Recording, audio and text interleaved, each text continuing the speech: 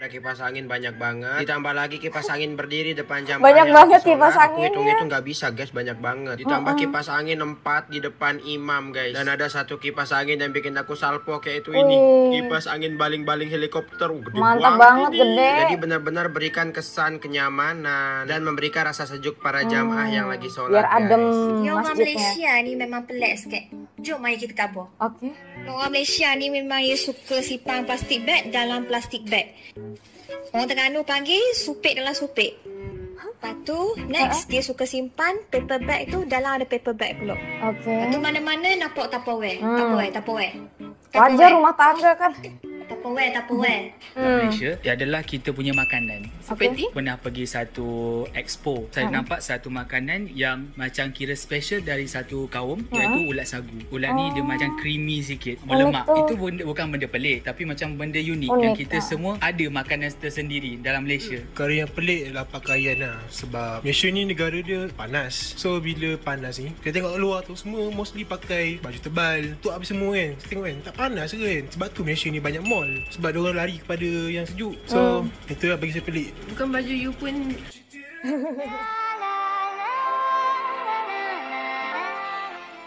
Halo teman-teman semua, Assalamualaikum warahmatullahi wabarakatuh. Apa kabarnya nih teman-teman semua? Semoga sehat selalu ya, dan kembali lagi bersama aku Rizky tentunya. Kali ini kita masih mau melanjutin requestan dari teman-teman semua. Thank you untuk teman-teman yang sudah kirimin link requestnya ke DM Instagram aku di @rizky ya. Hal yang baru, hal yang sedikit aneh ataupun pelik gitu ya teman-teman ya. Nah kemarin tuh banyak loh teman-teman yang nge-share rekomendasi video ini. Langsung aja kita nontonnya videonya. Sekalian belajar dan ingin tahu tentu saja tentang orang-orang yang ada di negara Malaysia. Langsung aja kita nonton videonya. Culture Shock in Malaysia Part 6. Oke. Ya oke kalau orang Jepang, oke. Oh, cuci tangannya pakai sapu tangan gitu ya, pakai handuk gitu ya. Kalau orang Malaysia? Oke. Ini pasti ngelihat temennya apa sahabatnya, tetangganya. Dilap-lap di sini.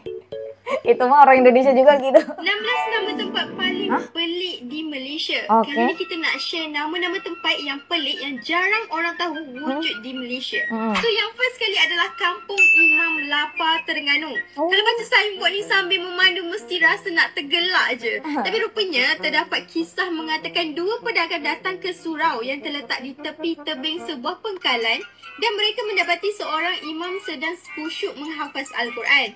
So para pedagang tu kemudiannya difahamkan memberitahu imam tu yang mereka sedang lapar. Tetapi sebaliknya terus lapar atau bermaksud menghafaz Al-Qurannya. So dari situlah terjadinya nama kampung ni Kampung Imam Lapa. Oke. So yang kedua adalah Jalan Microwave Station Sabah. Jalan ni rupanya dinamakan Bagus sebegitu namanya. kerana ia menghala ke menara komunikasi yang terletak di sebuah bukit berhampiran di mana ianya menghala ke jalan TV station. So sebab itulah nama dia Microwave Station. Oke. So yang ketiga adalah Felda New Zealand Pahang. Ni kalau kawan korang cakap nak pergi New Zealand kan, korang tanya balik dia, New Zealand mana yang dia nak pergi ni? So Felda ni dinamakan New Zealand adalah kerana perkampungan ini mendapat sumbangan dari kerajaan New Zealand. Malah juru ukur yang terlibat dalam pelan pembukaan kampung ini pun turut berasal dari New Zealand. So that's why nama dia Felda New Zealand. Oke, So, I yang see. keempat adalah Batak Rabit Perak. Batak Rabit merupakan sebuah pekan kecil di daerah Hili, Perak.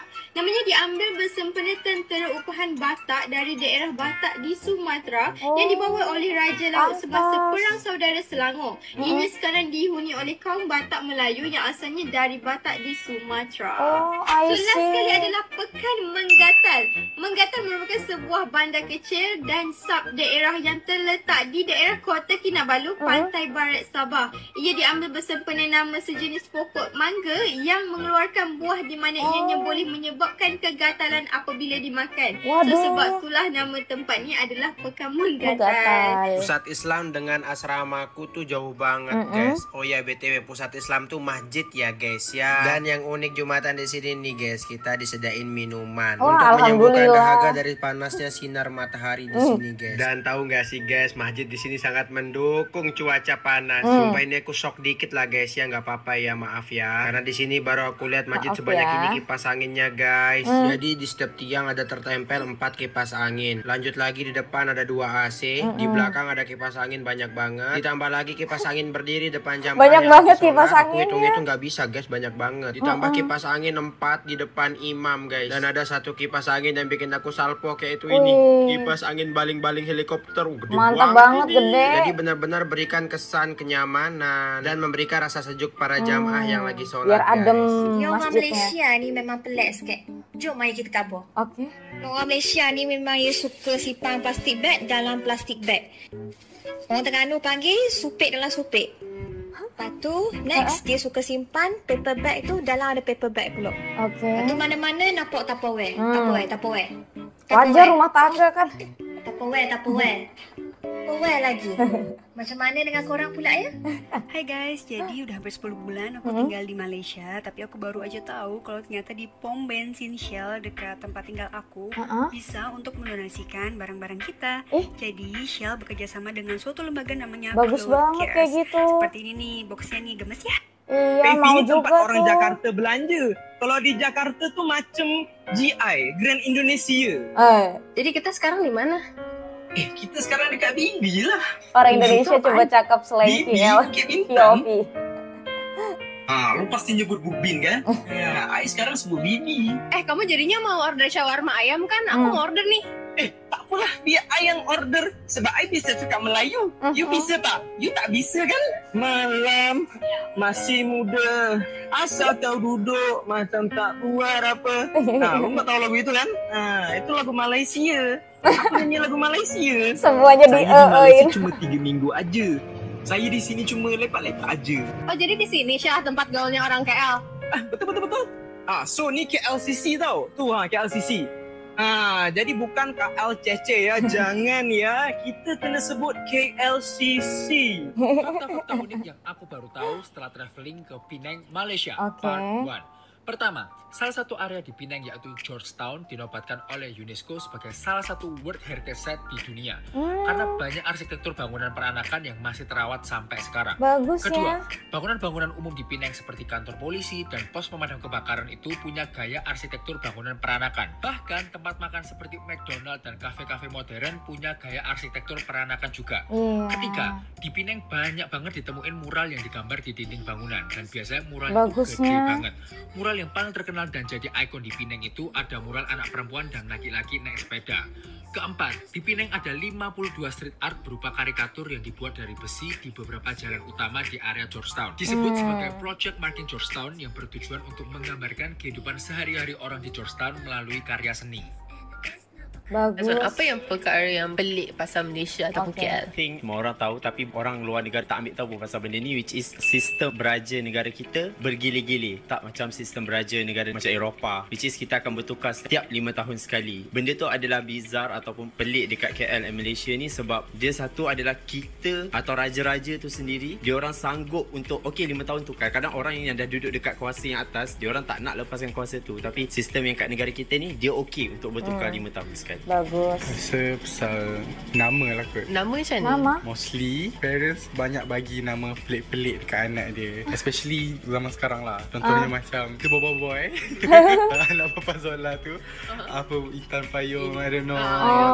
Panjang nama dia kan. So ada juga yang bagi nama macam sayang, manis, whatever. Apa benda tu semua. Pelik lah for me. Bagi Mus, dia bukanlah perkara yang pelik, tapi macam perkara yang unik dalam Malaysia adalah kita punya makanan. Seperti? Pernah pergi satu expo, saya nampak satu makanan yang macam kira special dari satu kaum, iaitu ulat sagu. Ulat ni dia macam creamy sikit, melemak. Itu bukan benda pelik, tapi macam benda unik yang kita semua ada makanan tersendiri dalam Malaysia. Perkara yang pelik adalah pakaian lah. Sebab Malaysia ni negara dia panas. So bila panas ni, kita tengok luar tu semua mostly pakai baju tebal. Tu habis semua kan. Kita tengok kan, tak panas ke kan. Sebab tu Malaysia ni banyak mall. Sebab diorang lari kepada yang sejuk. So itu lah bagi saya pelik. Bukan baju you pun Sebab sekarang ni dah lah bangunan sejuk. Kat luar saya pakai baju lain lah.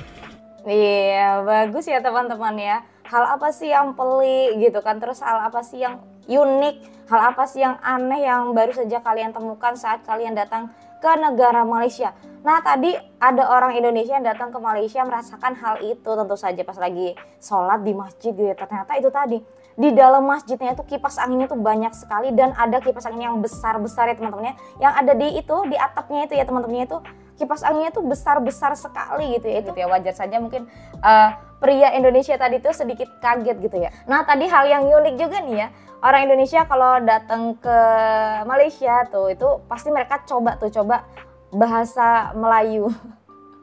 Susah sih, susah. Jadi kadang kan pasti orang Malaysia tahu, ini mah pendatang, ini bukan orang Malaysia nih, bahasanya aja gitu ya. Kan mencoba cakap itu tadi, mencoba cakap slang KL itu tadi.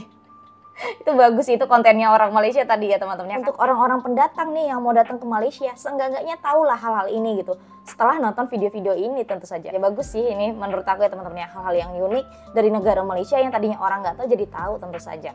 Dan oke teman-teman semua, demikiannya video kita kali ini. Aku akhiri dulu. Wassalamualaikum warahmatullahi wabarakatuh. Sampai jumpa lagi di videoku selanjutnya. Bye bye, next time, bye.